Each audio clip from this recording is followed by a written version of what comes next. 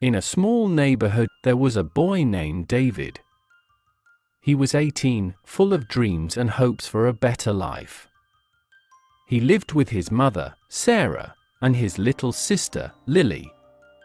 David worked part-time at a local store to help his family while he finished high school. One day, David came home with a bright smile. "Mom, I got accepted into university." David shouted as he entered their tiny house. Sarah, wiping her hands on her apron, hugged him tightly. "Oh, David! I'm so proud of you." Lily, just 8 years old, jumped up and down. "My brother is going to be a big student." They celebrated that night with a small dinner, the best they could afford. It was a rare moment of happiness in their difficult life. A few days later, David met his best friend at the park. "I can't believe I'm going to university, Mike," David said, sitting on the park bench. Michael nodded, his face serious. "That's amazing. But I heard some bad news." David looked worried. "What is it?" "Do you know Marcus? The guy who works for Mr. Thompson?" David's face darkened. Marcus was a local thug who did dirty work for a powerful businessman, Mr. Thompson. Marcus was known for his ruthless ways.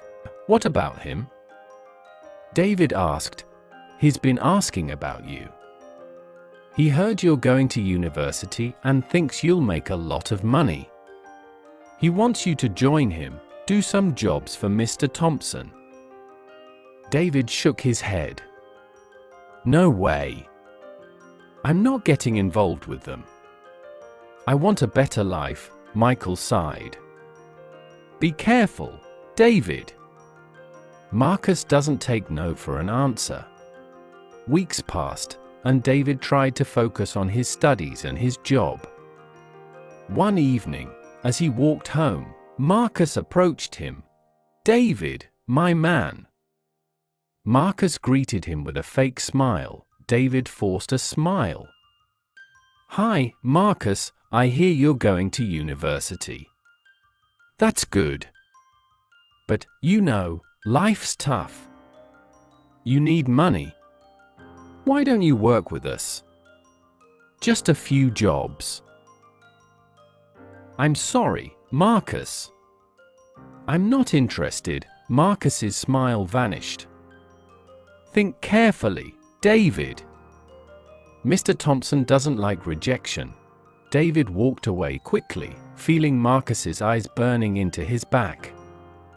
That night, he couldn't sleep. The fear gnawed at him. A month later, the unthinkable happened.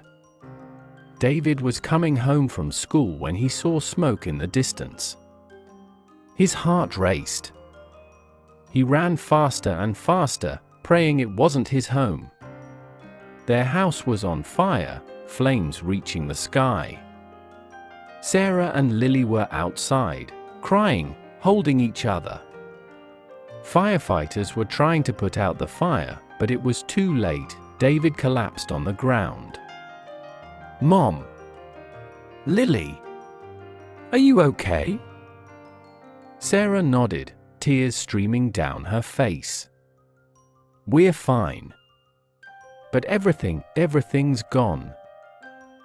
As the fire died down, David saw Marcus standing across the street, smirking. Rage filled him, but he was helpless. That night, they stayed with a neighbor. David couldn't stop thinking about Marcus.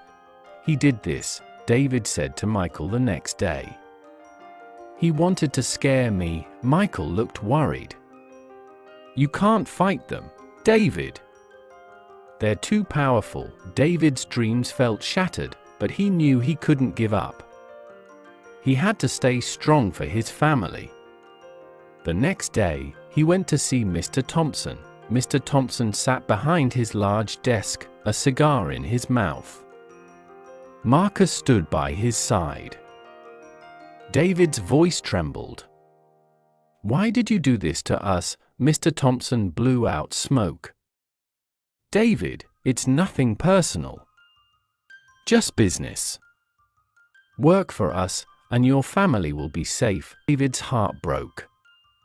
He felt trapped, his dreams slipping away. "Fine," David whispered. "I'll do it," Mr. Thompson smiled. "Smart choice. Welcome to the team."